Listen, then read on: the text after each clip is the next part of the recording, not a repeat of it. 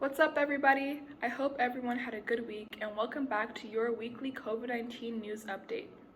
First things first, let's check out the COVID case counts across the country. Similar to what we saw last week, the cases are still declining.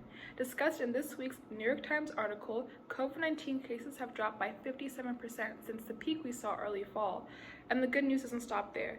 This general trend is happening in all regions across the U.S.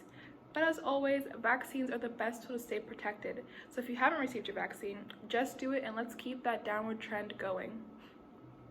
In other news, what will Halloween look like this weekend? Let's look at what this week's CNN article has to say about it. Overall, things are still not quite the same, and it's important to take precautions, especially since children 5 to 12 are not yet approved to get the COVID-19 vaccine. However, there are still ways to enjoy the spooky season this year, whether that's by moving Halloween activities outside, such as a candy scavenger hunt, or setting up a virtual scary movie marathon party.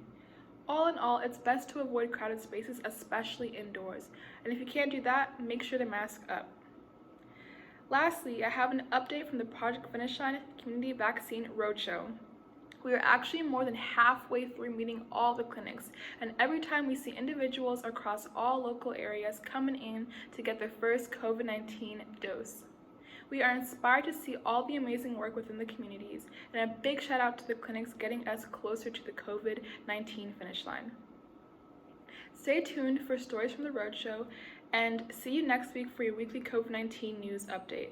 And then to see all the information I talked about, check out the thread below. Have a great one, guys.